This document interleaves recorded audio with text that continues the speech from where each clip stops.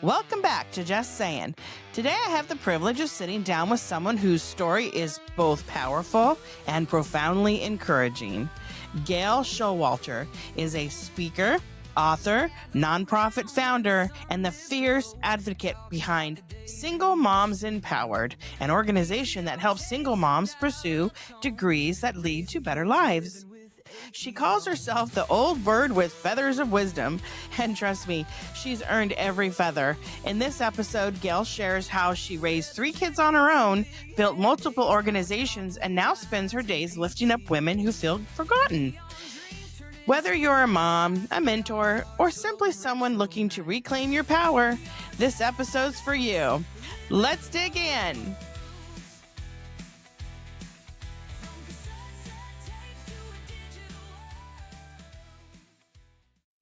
Hey friends, I'm here today with Gail Showalter, who is helping single moms pursue degrees. Welcome to Just Saying. Thank you for having me. Great to be here. I love that. Okay, so we were talking kind of off air about the stats for single moms out there or single parents, but let's say we're talking about single moms because, when you have a kid, and I know what daycare prices are like because I used to be a daycare provider. You get the daycare cost, you got gas and food and diapers, and if the child has special needs, there's especially at a young age, a lot of kids have special needs in the beginning because, like, my son was born with sleep apnea. I mean, he's fine now, but I mean, the first 6 months he had to have a monitor strapped around his chest, and then and so there's special care for kids with special needs. Sometimes there's just all kinds of costs that come along with being a single mom. And no offense to the men, I love you, but you can't always count on them financially or otherwise. And Yeah. so all of the chores of the mother, right, belong to the family, fall on mom. She's the bill provider. She pays the bills and she writes out the checks. Or I don't think they're doing checks anymore, but you know what I mean. She writes out the checks. She takes the pictures. She's the family photographer.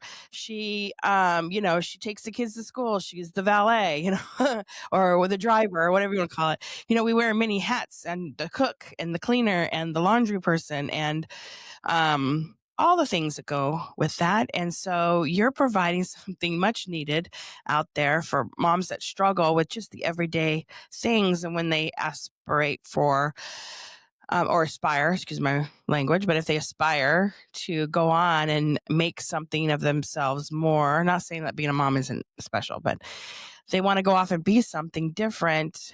It's not always an easy road. I mean, there's a lot of barriers for moms. So let's dive in. Tell me a little bit about let's just back up a little bit. How did you get started on this journey of helping Well, mom? originally, I had everything going for me, and I had 3 beautiful babies, but I had them 1 a year for 3 years, and we were all in a family business, and it was, like, idyllic, and then it wasn't. And my husband left when the youngest one was 3. So I had a 3, a 5, and a 6-year-old, and it was Gosh, not something I was prepared for at all, if you can be prepared for that. Uh, yeah. You so got your own daycare going on right there. No, yeah, so it was pretty rough. Rough in that no one in my family had been through divorce at that time, and so nobody knew what to do for me, and even though they wanted to, of course, but, my sisters helped some, but they were out of town. My mom was wonderful, but it was rough, and my dad, many years before, had insisted I get a teaching certificate, which made it possible for me to work and to have insurance. But I remember literally dressing my children before they woke up in the morning in order to get them taken care of and where they had to be so I could commute about 45 minutes to work. So, yeah, those are the kind of things women deal with. Now, I dealt with all of that and it was hard enough, but like I said, I had a certificate to teach school. So I had a job. right. This is not the case for so many single mothers. There are about 10 million single parents in the United States, and 80% of those are moms, and a Gosh. third of those moms live in poverty. And a lot of that, as I've worked with them since 2007, actually, a lot of that is because they became moms before they could get educated, before they could get their feet on the ground, and before they could actually be part of the workforce.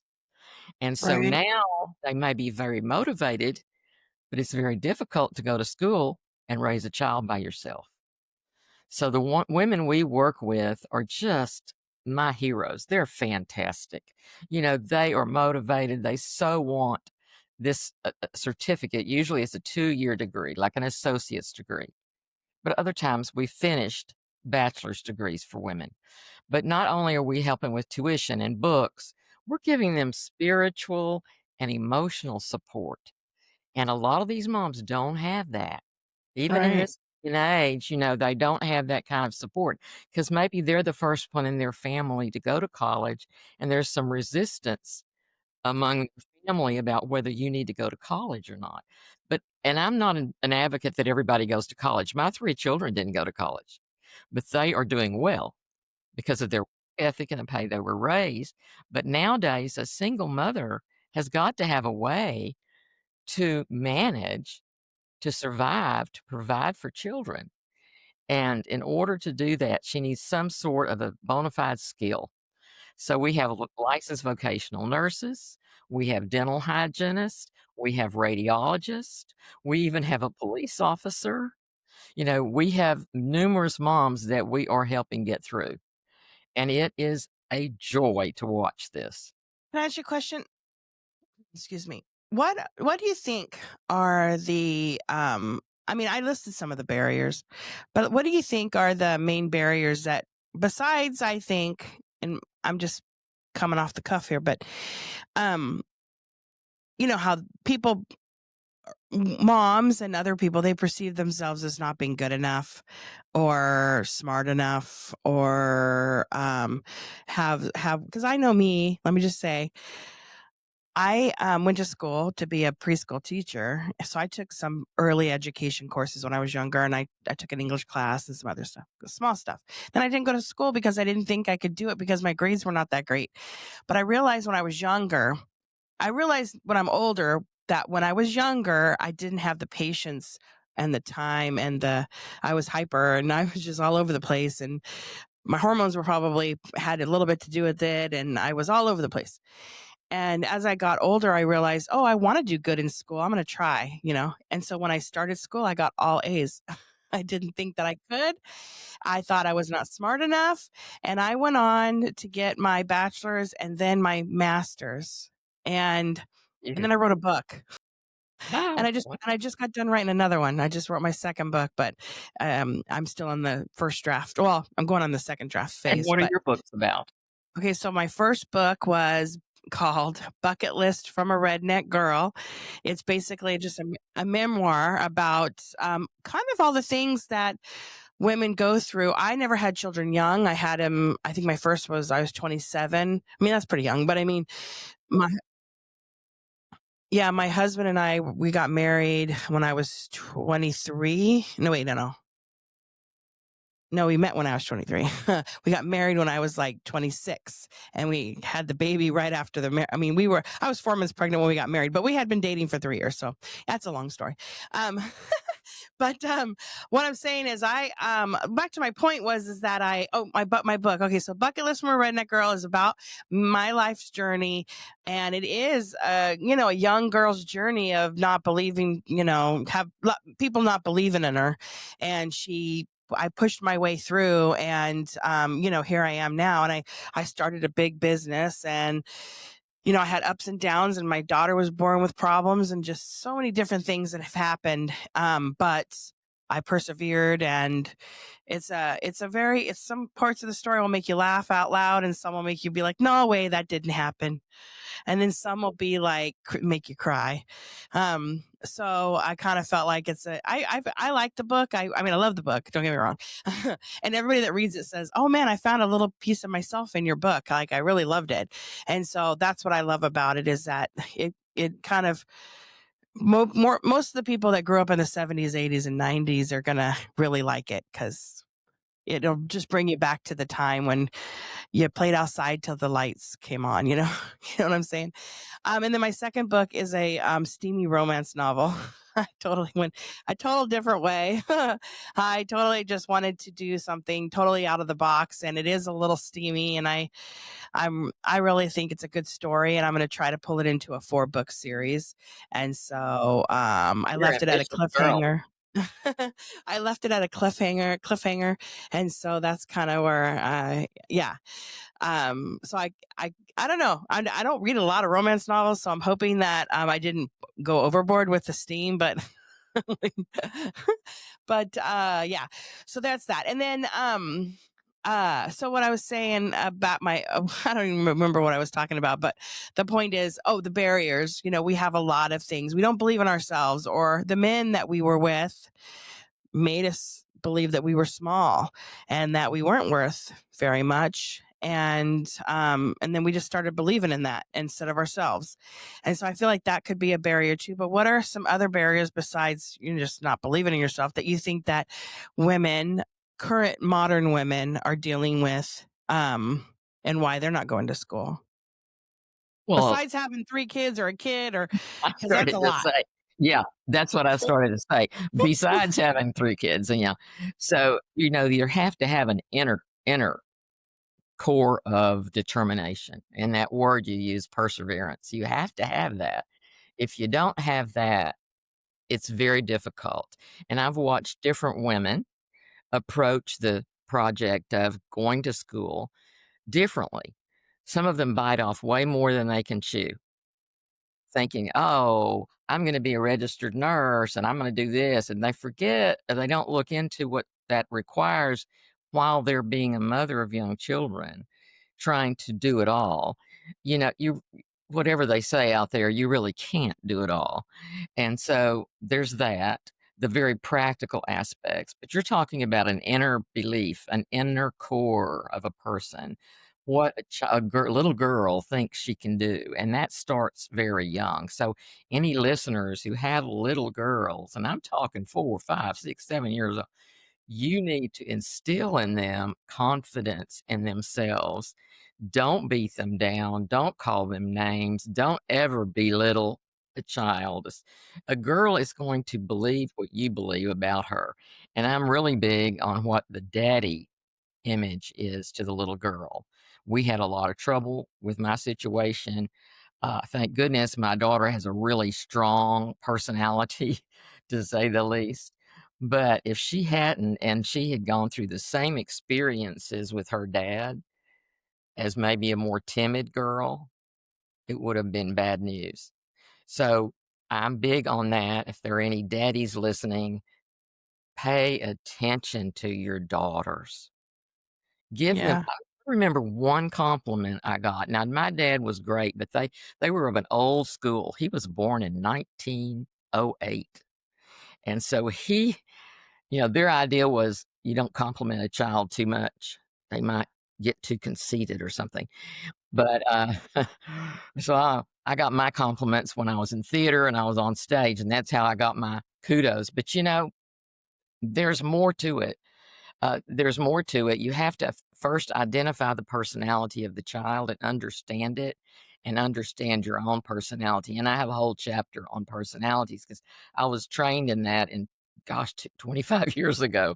So I use that constantly in my marriage and my family. We talk about it. That's different people have different makeups. They're born Right. that way. And so, Like my daughter, she has such anxiety. It should be, I mean, I probably should be medicating her. The anxiety about every little thing that she does, but she grew up with cerebral palsy. So it's not, but it's not, you can't really see it. When you look at her, she doesn't look like she has anything that afflicts her, but she doesn't have good hand strength. So she can't like grip a lot of things. She can't button things and tie things and hold things and do things like not great. But I think that made her feel like she couldn't do like just anything. Like couldn't do is her motto. I can't Yeah, like do. yeah, I was in education and had students with cerebral palsy. We call it learned helplessness. And, they learn to be helpless by the way the adults interact with them. Right. Yeah, Because I'm a helicopter mom. So what I do is I made sure that she had everything that she needed handled, and to her detriment, as I'm learning, that I was, because of I loved her, but I didn't realize that I was really harming her by trying to take care of everything. And now she's like, "Can you open this? Can you this? Can you that? Can you this?" And it's I'm like, can you? You're 15. Can you not do it yet? Um, but I still do it. I mean, I'm just terrible, well, but I know. she's still young enough. You still have a lot of influence on her at that Yeah, age. I mean, she just feels like I can't, or and if anything feels like it might get too difficult, then she'll cry.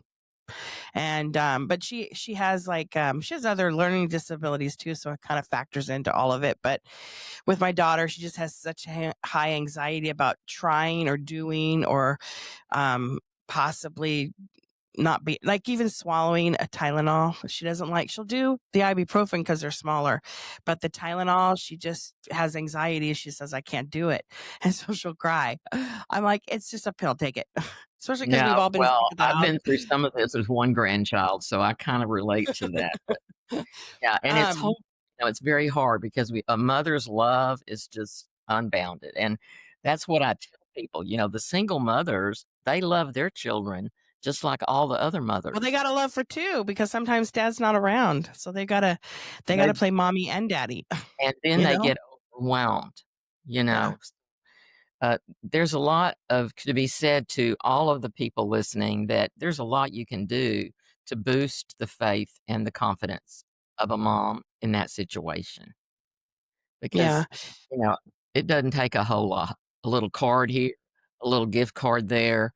One day, my aunt came over without announcing with a cake she had baked. I mean, see, and to this day, I remember that because it was unusual. But Yeah.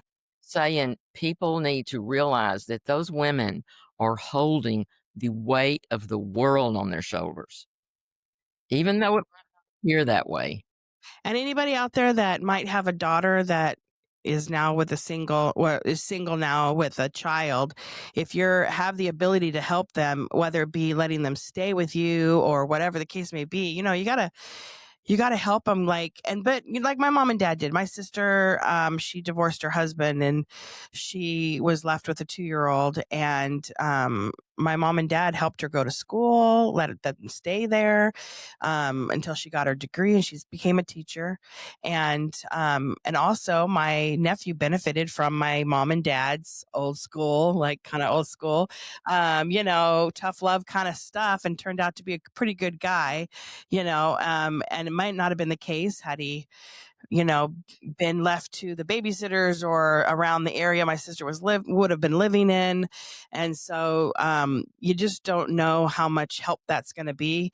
And if you're a parent that, was trying to say, oh, let my daughter take care of it herself, and Now, just really that's think a about, perfect example of what I'm talking about. I lived yeah, I moved in with my mom at one point too. She was a widow at the time, and she was glad, but she could do it. She dedicated her life to helping us. If I was at work and one of the children got sick, she would go take care of it. I don't know right, what it would have been so much more difficult without that. And right. so, there's a big, big, big difference between enabling and helping. Right. You know, I mean, if you're trying to say, "Oh, she had a kid, now she needs to, she made her bed, she needs to lie in it." There's something about that, whatever, but not when you have a child involved. And you got to think of the long-term picture. Do you want your kid and her child to be homeless living out of the car? Do you want them starving? Don't you want your grandbaby to have diapers clean, clean diapers, and fresh milk and all of those things? You got to think about the overall picture and swallow your pride, you know, and Yeah, provide and the the help that's judgment. needed. Let go of And the and the judgment. judge, you got You it, know, and the where's the judgment, daddy in all this too? Those are right? things that a lot of people forget that can be very judgmental about the single mom without thinking about the responsibilities of the sperm donor who's gone. Right. My husband and my stepdaughter, I have a stepdaughter. I met my husband when she was 3, and I married him right after, well, yeah, I think she was like 5 or 6 when we got married, and she was in the wedding. She's so cute.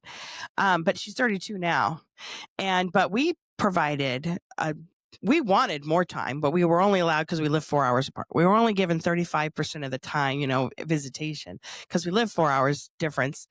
But we would drive up for lunches 4 hours away. We would drive up and have a lunch with her, go to her IEP meetings, try to have extra time whenever we could, like have lunch at her school because her mom wasn't going to be there. So why not? Right. That's extra time that we were able to try to get.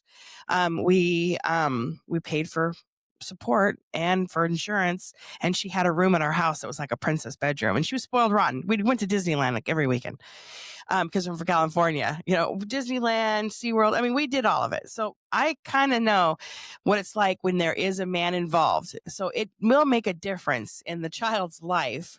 And had we not been there, I truly believe, I love my stepdaughter, but given her mother, I'm not saying, I don't know. I don't know how the child would have been raised had she not been influenced by my husband and myself and our side of the family. You know what I mean?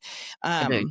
To I ground her I mean, I a hear little all bit. the stories of all kinds of situations, and, personally, we have lots in our own family, but, uh, if people would start to see or look through different glasses at the world and the situation and the number of single moms there are, and like I said, a third of them are living in poverty. They don't want Mm, to, and right. we're very careful. We really screen these moms. We don't just take a mom that says, "Oh, yeah, I'd love to do that." No, she's gotta prove to us that she can make it through, and they do. They're just amazing. I have pictures on my wall back here of just, all these women, and so what my point is that, you know, your listeners have an opportunity because there's very few people in this country that don't know a single mother. Right. I mean, I'm sorry that it's that way, but, very few, and there are some single moms that needed to get out of a marriage. I can't give a blanket, situation. There are so many girls, and this story I tell a lot is little girls that are abused when they're 3, 4 years old. They get to this point in life where they don't think they have a boundary. Their skin is not a boundary. They don't have a body that's theirs not to be touched by other people. And so when they're 13 or when they reach puberty and some boy comes along high on They're like, testosterone, whatever. you know, they need that love that they don't feel like they got, and before they know it, they're pregnant and he's gone. It is a common situation, and Let's just be honest. A young teenage boy, of course they're going to be gone. They're a teenage boy, and if they're not raised right, or if the parents don't want to have anything to do with it, then you're screwed. well, You know what I'm saying? And a lot I of a lot of these interactions are they didn't mean for this to be a lasting relationship, and it was supposed to be more than a good time, and it turned out to be a lifetime. that's um, yeah, really. can I ask you a question? Okay, so I get that you yourself lived with all the struggles, and I see that there is a need. I mean, billions, right? Just crazy amount. Given that there are some programs out there, I don't know if maybe we need to do more legislation to maybe increase some sort, because cost of living increases. You're trying to get your boss to pay you more money. I mean, how about we look at that for what's going on with families and moms and stuff? Cost of living, I mean, now, I mean, just in California where I live, it's insane. The And the gas cost of childcare. Yeah, and What are you going to childcare. do? If you go to I work, wish you I have had to do something with your children. I'm just saying, I wish I had my childcare now because I'd be rolling in it. I Yeah, mean, you would. Yeah, you would because childcare, it's like up to big deal. $1,000. If Mm, you have an infant, you're talking $1,700 a month. I mean, it is insane amount of money that they charge for childcare. But if you think about it, you're competing with Taco Bell at $20 an hour. When I was teaching preschool back in 2012, my teachers were making $14 an hour, and minimum wage was 10 or maybe 11, maybe 10, and I was giving them $14 an hour. Now, it's 20 and $25 an hour for a daycare teacher or whatnot. And so, and then the food and everything is so raised that the prices go up as well. The cost of care for kids. yeah. I'm just taking the daycare side just for a smidge because I mean, it Yeah, it's not that much that the daycare shouldn't cost that. It's just the fact that it does. yeah. And, And then the they wages have to figure aren't that compensating out. with it. The You wages know? aren't coming up. Like their wages are still the same. You know what I'm saying? Like if you work in a regular job, like okay, I have a day job, and like I'm still making like not very much, and I like it though. I don't want to leave it or whatever, but it's not competing with the rate of California where I live. It's just not. But I don't want to leave it because I've been doing it for so long, and it's what I like to do. It's in broadcast media, so I like the job, and luckily I am lucky that I have a husband, 28 years, ding ding ding, but I have somebody that helps provide for me. So, but I am one of the lucky ones, people. Let me just say, and let me just say too, don't stay with somebody because you don't want to be a single mom because if the guy is not a good person, but just think of it like this too. Marriage is a lot to do with compromise, and everybody has roles. The men have a role, and the women have a role. I'm just in my life. My husband does a lot of the things outside and the yard work and all the different things, and I do all the inside stuff. you know, and so we kind of play. We kind of have roles, and we respect each other's role. And he doesn't blame me if I don't clean the house, and I don't blame him if the grass doesn't get. I was going to say carpet, but the grass doesn't get cut.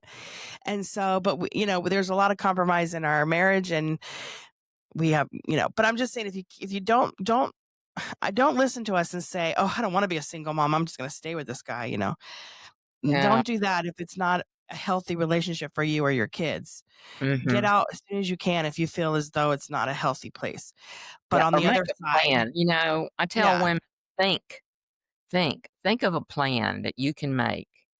It doesn't have to be all or nothing. Maybe you can say, well, when my child goes back to school, my baby goes back to school, I'm going to have a plan and I'm going to have time to do X, Y, Z. Then I you know can what? take classes or I can go to And if you school. want to, if you're still with somebody and you're wanting a plan of action to get out, go to school while you're with them, and he can help you. I mean, and you know what I'm saying? I'm just saying you got to do what's best for you. And at the end of the day, you got to always realize that you're responsible for you and your kids, and you can't rely on anyone else ever. Yeah, that's so true. I was going to ask you about. Okay, so you started Single Moms Empowered. Is that what it's called? Tell us a little bit about that. Well, I started just doing events for single moms.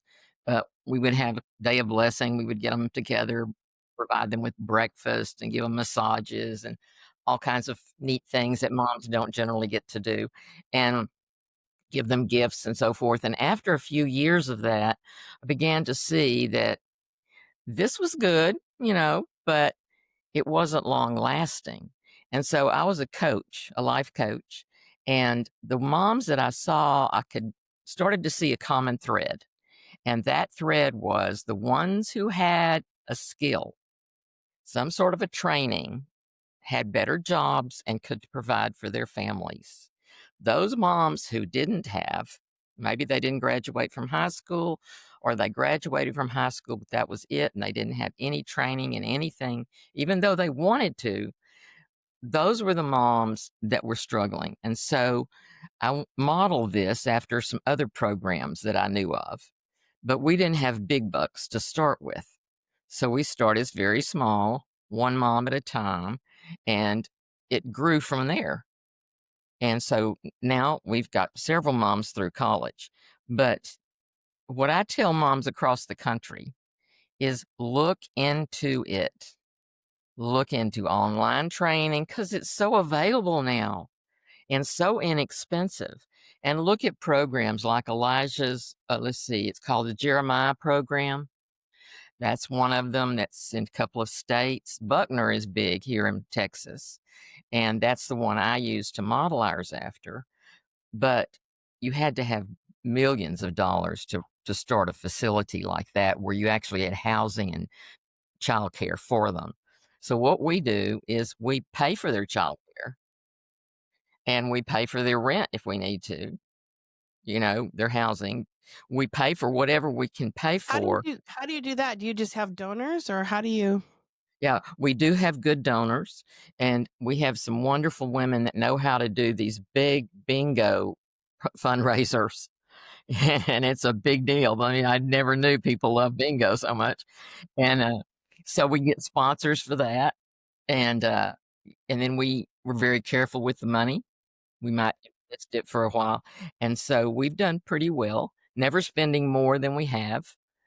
And people in this area of Texas, the southeast corner of Texas, they know us and they know what we're doing because it's publicized. I had a radio program where I did spots on the radio for 10 years, and that created some momentum for us.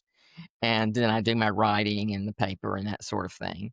So people are aware of the program, and we have some really good donors as well. Do people from other states like try to like come in just because of the program and to get help, No, or no, we don't has have to anybody hardly? coming from another state, and an outer state tuition is so high that most people don't try to do that. Yeah, But that's we have good. had some. We had one that was in school here for dental hygiene, and she lived in Louisiana, so when she finished, she went back to Louisiana where she got a job. Do you see that there's an? I mean, I don't know what's because I'm not a single mom and I'm not looking into it. I should have maybe for this No, that's episode, okay. sorry, about like the programs out there. I know, like in Kern County where I live, we had when I was preschool owner, they had a program where they'd help pay for if you qualified, but they'd help pay for your child care, pay the whole amount of your child care for you, and that would go directly to me, the provider, and which is a big help. I mean, even if you could just get the one thing covered like that. When you said you paid for daycare, I was like, "Dang, where'd you get the money for that?" Because I know that's a big thing. It is. But not just that. Parents, moms are struggling with food and Christmas presents, and So I tell people all the time, when school starts and Christmas, those 2 times of the year are the hardest for single mothers. yeah, because of We try clothes. Yeah, we try to bump it up and get a little bit more to them at that time of the year. And Yeah. if there's something at Christmas we can do, we usually have donors. We've had donors donate bicycles, different things like that Mm, when it's real specific things. They love to give you specific things.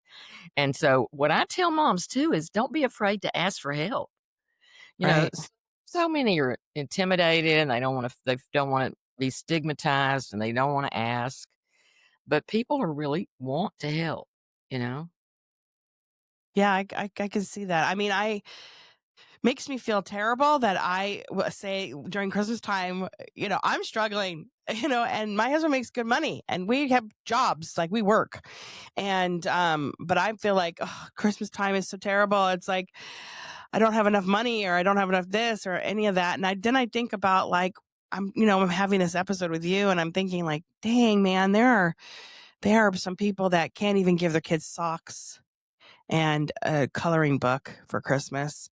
And if you know of any families out there, I'm just saying like I did this for a friend of mine. Like her kid was really wanting something special, and I spent a pretty penny for her family for that Christmas year, and I bought them all a few presents each that were something she couldn't afford, and I felt good about it. It makes you feel good inside, but it also giving the joy to the kids, and also they thought that it came from their mom, so I that to me is like, you know makes them mom's my hero. She got me the Game Boy or whatever it was. And but if anybody out there, if you have that opportunity and you know a family that's like that, like step up and help. Yeah, I and even if don't you don't, you might could call a church locally that has a program.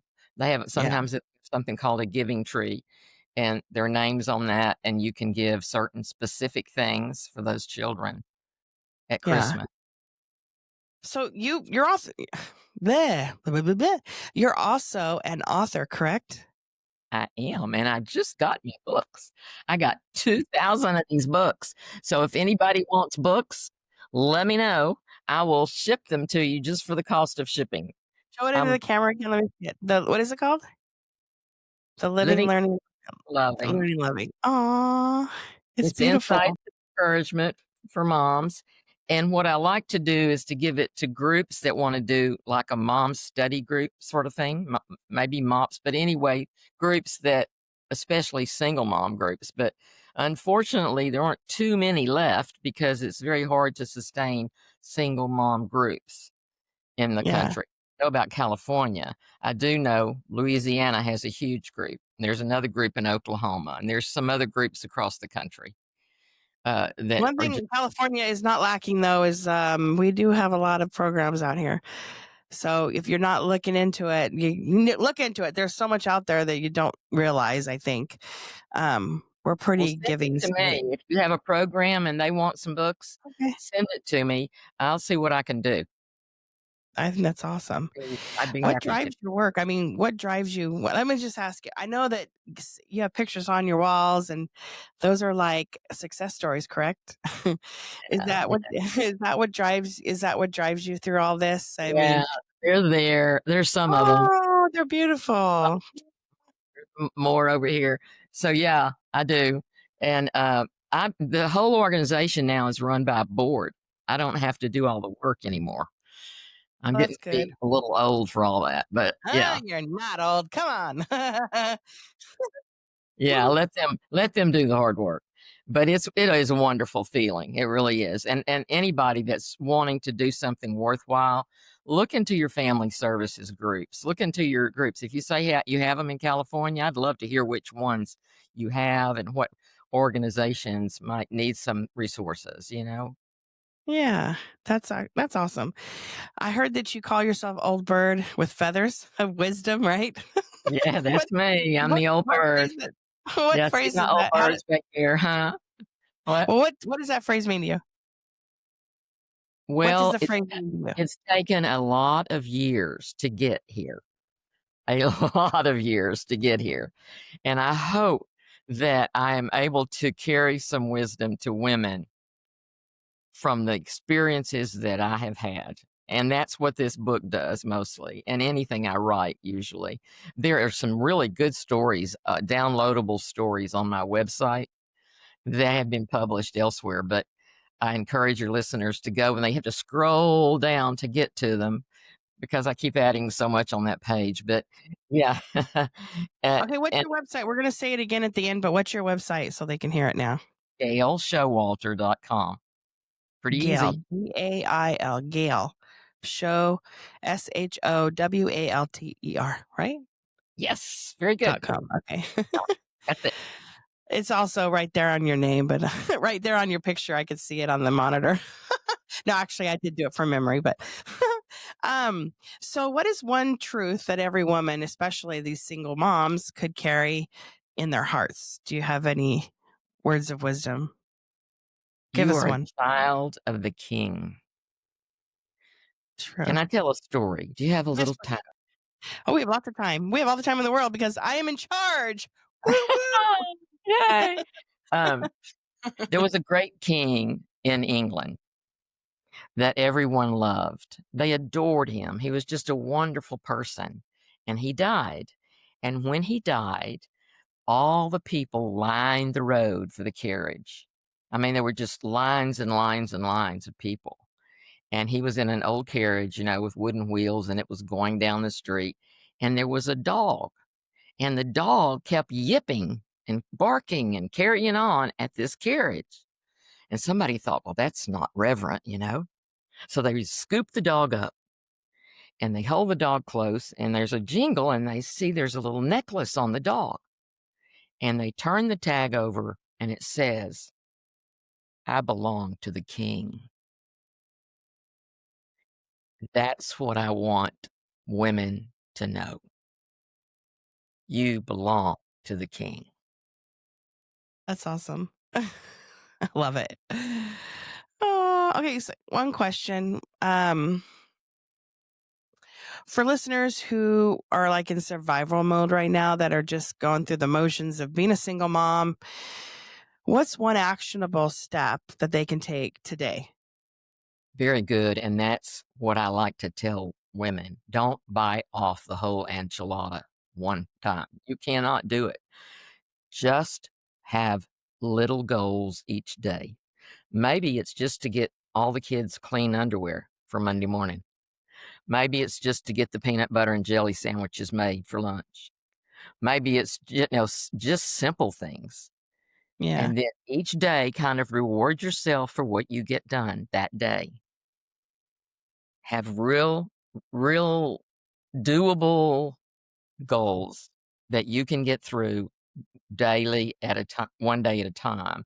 Then as time goes on, you can expand that to a week at a time and a month at a time. And I have a great story I tell about when I went back to college. But the thing is, I didn't do that all at once. I did it one baby step at a time. I stepped out in faith that maybe I could do this. So I took the test, one step at a time. I didn't think of the whole thing. If I had, I would have never done it. It was too Yeah. much. So that's my advice to single moms is and let yourself grieve. I mean, there's a grief process you can go through. I don't care what kind of marriage or what kind of divorce it was. It Yeah. probably isn't ending the way you want. So do an autopsy on that previous relationship. Find out what was wrong, what happened. Don't do it again. And boy, do women do it again. Yeah, they like So to step back into something else because that's all they know is to have, something else. And they think that the extra income is what they're lacking, and it's not that. I just talk about biting things off as much as you can chew. I'll just give an example of myself. Was when I went back to school, I tried to take as many classes as I can. I took the easy ones. I took a lot of the easy ones more together. And when I got to one that I knew that I was going to struggle, like biology or math, any math, I suck at math. I would take just that class or I would take that plus a super easy one, or something. And I studied for that. And then I gave myself the time to try to get that one right as I could. And I accepted it. Anything above a C was good for me, C minus, anything above a C minus, as long. I actually got a D plus in my infinite math class. It was like my very last math that I had to take, and it's not easy. And it's like they're trying to make you amortize like by hand, stuff like that. And I know it was like not easy. And my brain just doesn't work like that, Like my son, he's great. He's a math wizard. And my little sister, she got a math degree. I mean, smart person. Me, not so much. I don't like math. In fact, you're even when I smart, but in a different way. yeah, You like my know, husband, I'll say, don't ask me measurements and don't ask me like which direction because I don't even know. Like I'm terrible with directions and I'm terrible with math and measurements. I'm like, I don't know, it's right there, the little thing right there. That's how far, like I'm so he knows, like he's like, don't worry. He knows not to ask me because he's like, but we won't go there. But what I'm saying is find out the things that are blocking you from going back to school if that's what you want to do and school is it. If you think the math is going to be hard, trust me, I'm not good at math. And I got a D plus. The lady gave me just enough D plus percentage so that I pass. And so if the teacher sees you working really hard and you go in for help, if you're struggling and you take advantage of, they have tutors in college and you take advantage of the tutors and everything, a lot of times the teachers will take pity on you. And it's true. It is so true. And if you just take that course all by itself, if that's what you're going to, and English could be one of them. A lot of time people struggle with trying to write things down. And me, I don't have a problem with talking or writing. So that was never my problem. But I'm just saying, if those are the barriers that are keeping you out of school, you can do it. If I can freaking do it, you can do it too. And there are programs like Gail's that can help you, um, get to the end point, and that's a graduation. Just think about what it would feel like to walk across the stage with your children looking at you, and you get a picture of them with you and your tassel, and you're turning it. I mean, just think of that end point and how I get goosebumps just thinking about it for you, because I think I'm going to will it into existence for all of you listening right now. Yeah. Because I want that for you, you know? Last May, we had a mom graduate, and her little boy was in the audience, and he screamed as loud as he could, "That's my mama." And I love that story because you're doing this not just for you, but for your children. Yeah. And so, yeah, and don't be afraid to ask for help, you You know? know, just you saying that reminded me, I had to say this because it came to my mind, and I always just say things that pop in my head. But same thing for my daughter. She was graduating 8th grade, and she turned around, and everybody in the whole audience heard. She goes, "We did it, Mom." And I started to cry, and everyone's like, "Oh," patting me on the shoulder. She's like, "You're the best daughter. She's so cute. She's so sweet." And because my daughter has special needs, she has no filter, no, like, she doesn't hold off on anything. But it was just like, we did it. And just think that, your kids are thinking that about when they graduate. Just think about when you graduate, they're going to think that we did it together too, because they're there at your knees as you're studying, and they're there snuggling next to you while you're reading your books or typing on your laptop, and they're right there with you. So when you graduate, you do it together, right? And there's programs out there like Gail's. Tell us again where people can find you, Gail so they know. Showalt GailShowalter.com. Okay. The other thing is, everyone, you can go to my website at justsayin.net. And if you go to podcast, you scroll down, find this episode, and you click on Gail's name, it'll take you directly to her website. And, yeah, so that there's another place out there you can find. If you can't find her, can't find the name, just come, you're listening to this episode, well, scroll over and look at what episode number this is. And then I want you to go to my website and click on it, and it'll take you right to Gail. So, Gail, thank you so much for coming on. I love this conversation. You're just really a joy, and I really think that you are an old bird with feathers of wisdom. No, I'm just teasing. But you're so wise. You've been through so much, and you know what the struggles are. And for those single moms out there, they really need some help, and you're somebody out there doing the work, and I think that's important. So I appreciate you coming on. Thank you. You're welcome. All right. Remember, everybody, be kind to one another. We only have one life, and we're living it all together. And, there are somebody watching, and he's taking notes. So be good to one another. Everybody take care. Bye-bye.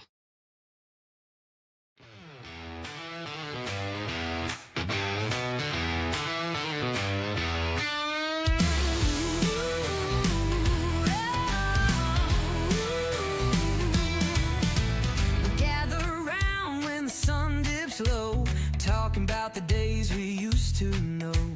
VCR tapes and dial-up tones, raising kids living with achy bones.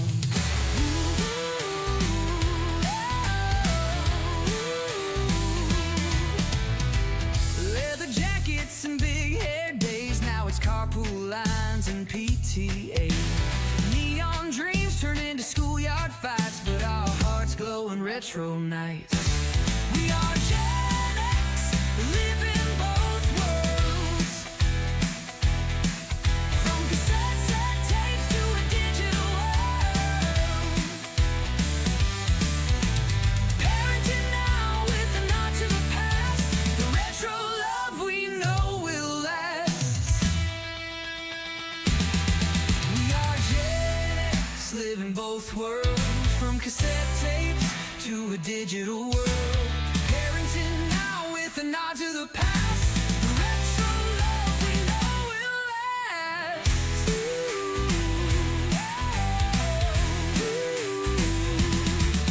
We dance to the beats of the boombox sound. Now bedtime